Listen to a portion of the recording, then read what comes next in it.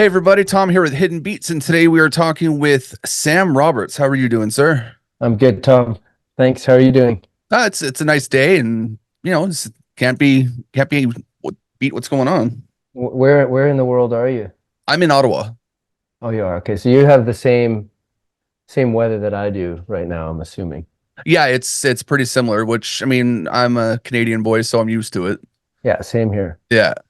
Now the Rideau Canal is just open. Does that get your blood flowing I or mean, what? it used to, but Right. I got too much stuff going on to strap on some skates and try to get myself up and down that. Fair enough. Although just once per season, just to say you did it. Yeah, I always try to bring the wife at least once, even if we just Okay. go sit and have a beaver tail or something and see Yeah. see what we can do. Skip the skate and go straight for the beaver tail. It's I always good mean, advice too. that's how I got this size. So we're here today to talk about you, your music, and you have an upcoming tour. So before we get started, can you give a little introduction about yourself for people who might not know you? Well, my name is Sam Roberts. I am one-fifth of the Sam Roberts Band. We're from Montreal, Canada. We've been a band since high school, basically. And through many name changes, I wrestled the name to establish a benevolent dictatorship, you know, Hmm. which has caused many revolutions within the band over the years. But I'm holding on tight to the name for now. I mean, But it's working. So it's working. There's no, it's, but yeah, we've been playing as a band since for the better part of 30 years now, and we're still just finding ways to keep the fire burning, mhm. and keeping that love of music and performing alive, and it's still what drives us. And I mean, you're one of the more steady performing Canadian rock acts that's out there right now. So definitely, you're going Mhm. down the right path, I'd say. Well, we've never had a fake breakup, if that's what you're referring to. Yeah, there's always a few of those. Yeah, we're resisting that phenomenon for now. It just depends. Like, if we can keep putting people in seats, then we won't have to pretend to break up to get back together again. But Mhm. Have so that big far, comeback tour. yeah, we're like, it's that old, the prodigal son. It's like we've just been here the whole time, and we've just never gone away, and we've sort of, I guess, in some ways benefited from that. In other ways, you kind of take your lumps for overstaying overstaying your welcome. Hmm. But here we are nonetheless. All our eggs are in this basket, is what I'm trying to say. Yeah. Well, one of the things I always like to ask, and I mean, you've been on the industry a while now, so you probably have heard all the cookie cutter questions. Mhm. So I try to spice it up a little bit. I'm more curious about one of the first albums you bought as a Mhm. as a young person in music that kind of sparked your interest in things. Yeah, I remember it clearly. I remember the day I'd been. My dad, made us rake leaves in the backyard as you would in Ottawa, but here in Montreal, that's a multi-week process Hmm. to clear a yard of leaves. And he had this technique where he would compress the leaves down almost to like a nano level, so that what you thought was a full bag was actually only just the bottom sliver of a garbage bag kind of thing. Yeah. So filling up a bag of leaves would take, an entire Sunday afternoon. And if we did that, we would get, whatever it was, our allowance at the time, 50 cents. So eventually saved up enough money to buy a record. And at the time, uh, Michael Jackson Thriller came out, but for me, the record was Men at Work, Business as Usual. Okay. I like that And one. we went up to the Fairview Shopping Center in Point Claire, where we were living on the West Island of Montreal. And my brother bought Thriller, which was great because then I got to listen to Thriller also. But Hmm. I bought Men at Work, Business as Usual, which had, you know, hits like Down Under and Who Can It Be Now. But the whole record is still one of my favorites to this day. And we spent our hard-earned leaf raking money on that record, and it just made it sound that much better. Now, were they like an influence as you were coming into music? You liked how they kind of put their stuff together? I don't think I even thought about music that way at the time. I do now. I definitely listen back to that record. in term, from a sort of production perspective at this Hmm. point, and just the sounds and the sort of, I don't know, there's this amazing sort of, there's a clarity and a cleanness to the recording, but at the same time, it still feels kind of like all mashed together the way I like records to feel. And then there's the use of the saxophone too, which, has a sort of tenuous relationship with rock and roll in general, but I always just love the way that they used saxophone. And then there's the songwriting too, just writing about kind of off the beaten path. Hmm. It weren't all love songs, but there's some, sort of strange little quirky stories in there. So I kind of like my records to feel like that in general, sometimes talking about love and matters of the heart and life in its sort of most profound dimensions. And then at the same time, those strange, yeah, things that we all kind of live through that um, sometimes find them ways into songs. Hmm. And speaking of your records, you have a new one, The Adventures of Ben Blank. Can you give Mhm. a little bit of a synopsis behind that one? Well, I don't mean for Fairview Shopping Center to be the epicenter of my whole musical universe at this point, but I was I was working at a record store, that the same record store that I bought my Men at Work record at, called Discus, and I ended up, that was my first job, and it was sometime in that period that Garth Brooks put out this alter ego record called Chris Gain, the sort of, yeah, this nom de plume, like Chris Gaines. Hmm. And I always thought that it was a really interesting idea for, at that time, one of the biggest, not just country music stars, but biggest stars of music in the world, to sort of want to come at music from a different perspective, to almost sort of shed the skin of Garth Brooks and to see what would it be like to make music from, uh, yeah, through a completely different set of eyes. And he changed his hair and he had like eyeliner on. He went kind of like, I guess it was like proto emo kind of Hmm. vibe, which was really interesting for a guy who wore a 10-gallon hat and shit kickers all the time, Yeah.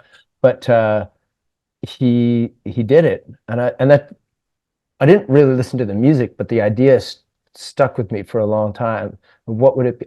And I guess the further we got into our own career, this idea of what would it be like if you just sort of made music um, through an alter ego, and sort of unburdened yourself of whatever your past had been, and whatever pre predisposed ideas people had about you and the music that you make, and what would it be like to start over again. And yeah, it just resonated with me for a really long time. And then I kind of started to see it as an opportunity to not just live something in the present, but also to see how do you, if you unburden yourself from your past and your history and all those connections and the sort of web of it all, what does that make the future look like? Hmm. How open does the future become then if you're willing to erase yourself? And that's where the name Ben Blank came from. Just this idea of wiping the slate clean and opening yourself up, opening up your mind and your heart uh, to new things, new feelings, and new adventures as well. So yeah, that became the sort of the driving force behind all the new songs. I mean, it's I got a chance to listen to some of the stuff quickly, and I love the direction it's going. And I'm curious what you think. If you're looking back at your career, how do you think Mhm. your music has evolved going back from early releases to something like this? Mhm. Yeah, it's kind of a weird thing. We sort of simultaneously celebrated the 20-year anniversary of our full-length debut record called We Were Born in a Flame, at the same time as putting out this new record, which was, as much as you want to be able to look back and celebrate that journey, it's still always been so important to us as a band. It's how we keep going. It's sort of just stay firmly rooted in what you're doing right now. So the discussion about evolution and changes in direction, it's never one that takes place like in conscious conversation necessarily. It just sort of happens because your feelings towards music change, and that's kind of how they change as you change as a person. you know, to think that I'm the same person that I was 20 something odd years ago when I became a quote unquote, you know, professional musician, like living, earning a living and making my way through the world making music. I don't, I'm not, there's certain things that are the same, but there's definitely other things that have changed completely. And to think that the music that I make wouldn't be attached to that kind of change is, you know, I think would be to misrepresent it in some way. Hmm. And so much of sitting down, you know, I'm sitting here in my basement. We're writing where I write, you know, songs now. I didn't always have a basement, but, you know, just the idea that you're kind of surrounded by your instruments and which instrument I choose to play when I'm sort of decide to work on an idea or a song has so much to do with the evolution or the step that it goes to. So much of it is just serendipitous and I don't want to say accident, but it's based on a feeling.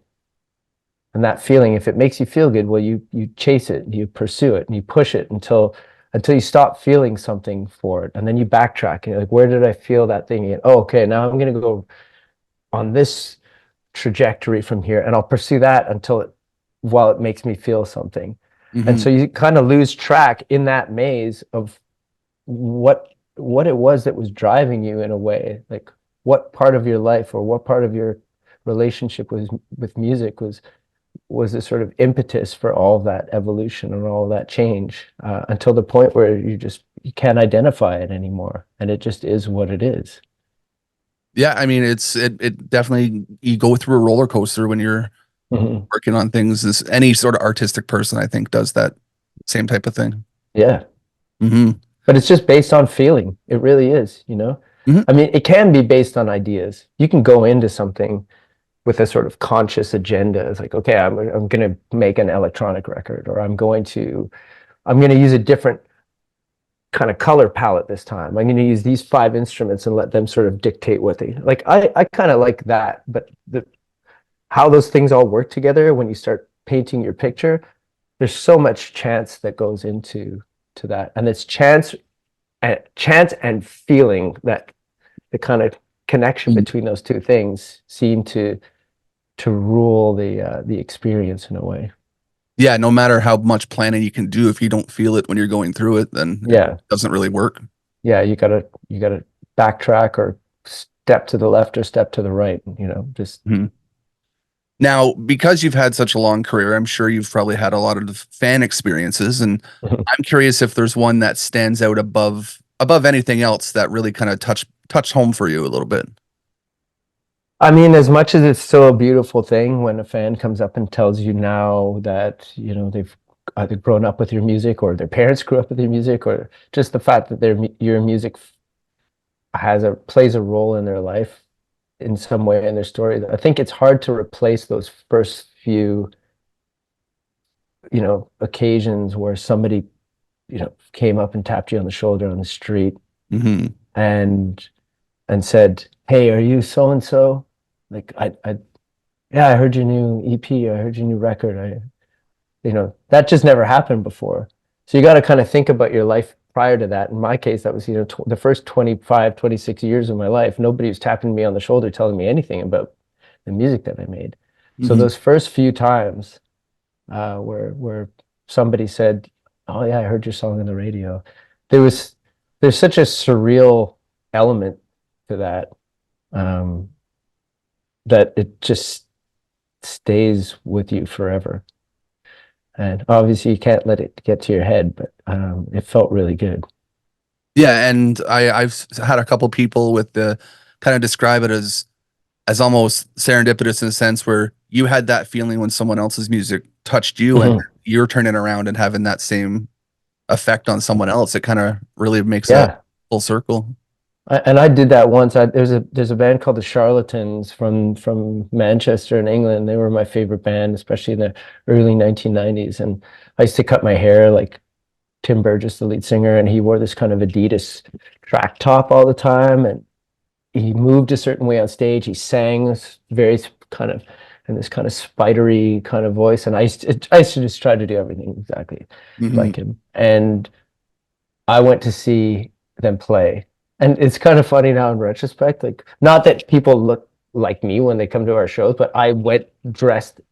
I thought like the best way to show Tim Burgess and the Charlatans how much I love their music was to show up in my version of Tim Burgess, Hmm. which now in retrospect is kind of a funny thing for him to see. He's like, oh, there's a mini me Yeah. coming to my concert. But he was so cool about it.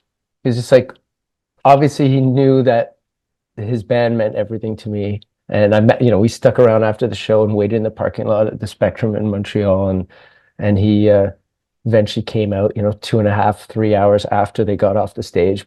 And we were all, chilled to the bone, but still out there waiting. And yeah, he just gave me a bit of his time. I gave him my demo cassette, and it's just like, told me he liked my Adidas track top, which he was wearing he was wearing the exact same one. Hmm. But those kinds of things just, that, yeah. So when it was my turn, or when it's my turn to be that person, um, then that sort of, it really sticks with me, like how much that means, or how much that meant to me at the time. And now you get a chance to, you know, pass it on a bit.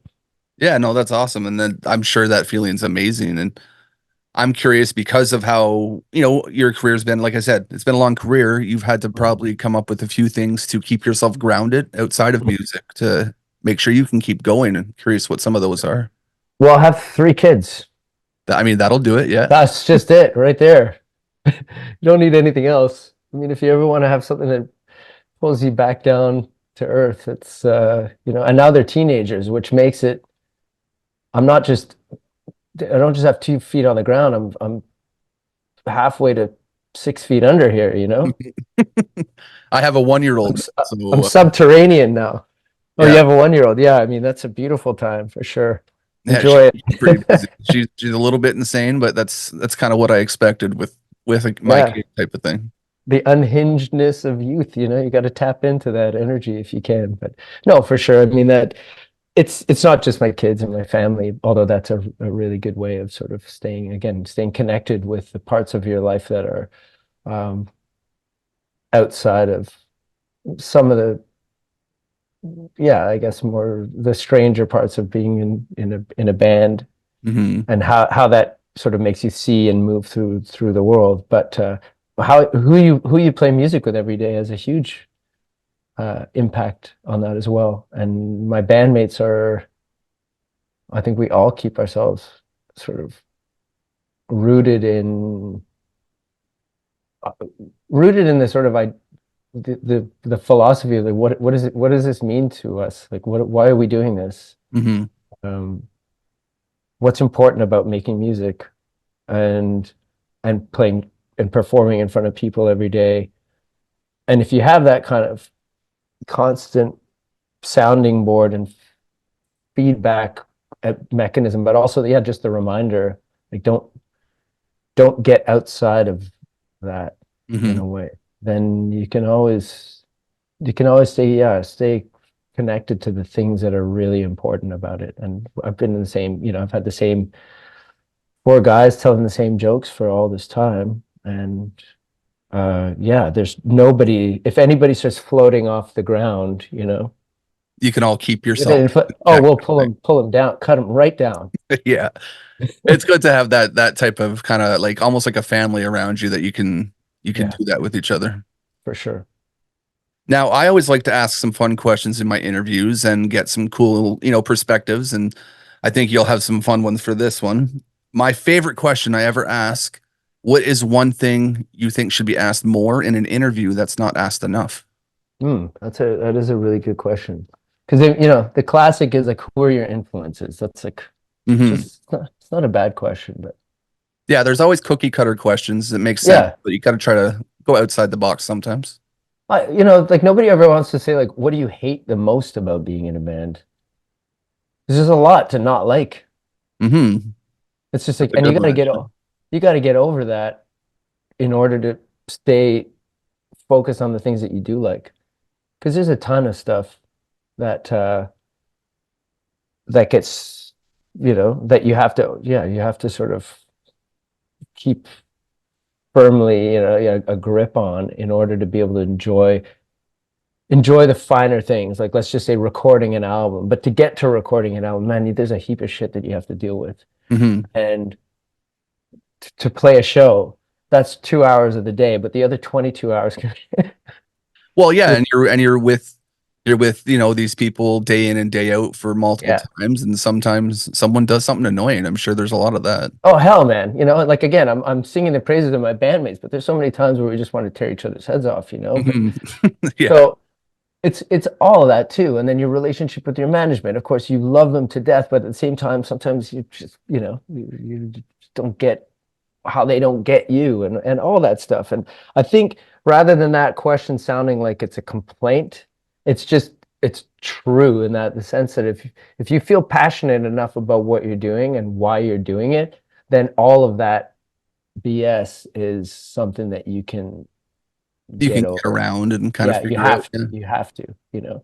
But that's something to kind of throw the way of a younger band too. So up and coming. It's just like don't just come in thinking that it's all fluffy once you've been given the keys to the kingdom, so to speak. That's when the real work begins. Hmm.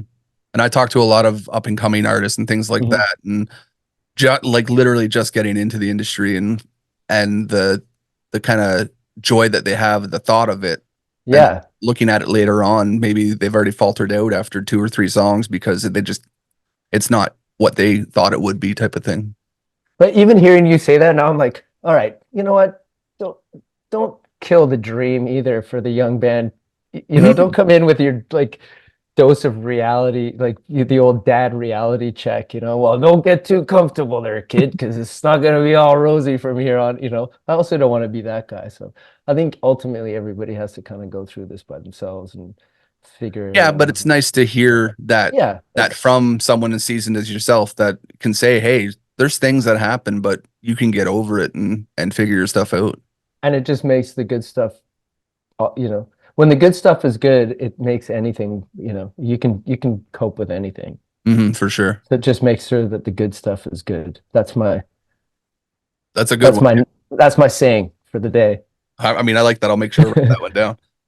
Next question I have for you is, what's something on your go-to playlist people might not expect you're listening to? Uh, I'm trying to think of a song. One of the songs that we put on a lot before a show is Rat in My Kitchen by UB40. Okay, I like that one actually. Yeah, that's like a classic vibe changer. If everybody's feeling a little bit sleepy for before a show, we used to put on London Calling by The Clash, which is still like, I mean, that it makes a lot of sense, obviously, like when it was time to get pumped up for the show. Hmm. But yeah, we're in a reggae phase now, and Rat in the Kitchen is the go-to song. Check it out. It's a classic. I mean, yeah, that's actually on one of Yeah. my playlists right now. Okay, well there you go. Yeah, I love that one.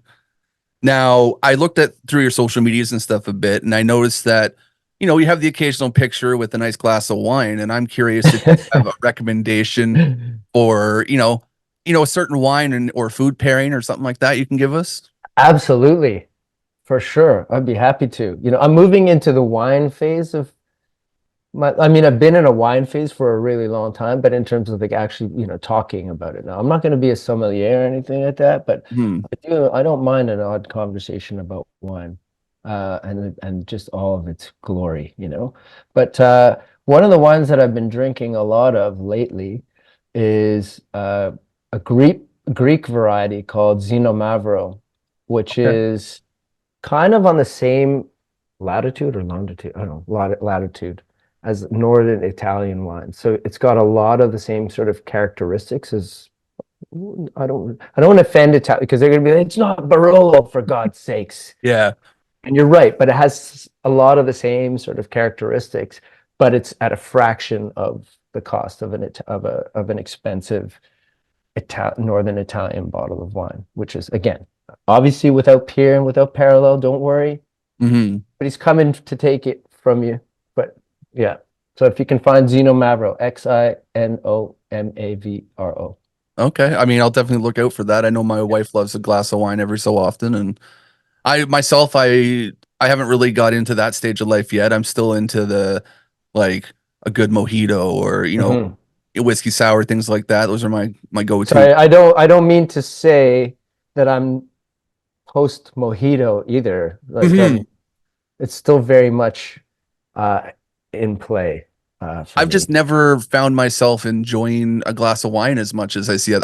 I I haven't kind of clicked into Mhm. the love of it. I'm not sure. I don't know. I'm just not there yet. Tom, you don't know what when that day will be, but it's just going to happen, and you're going to Yeah, stare at that glass of wine, and there's going to be able to be a curiosity that wasn't there before, and then it's like when Barney on The Simpsons drank his first beer, and then all of a sudden he transformed into the.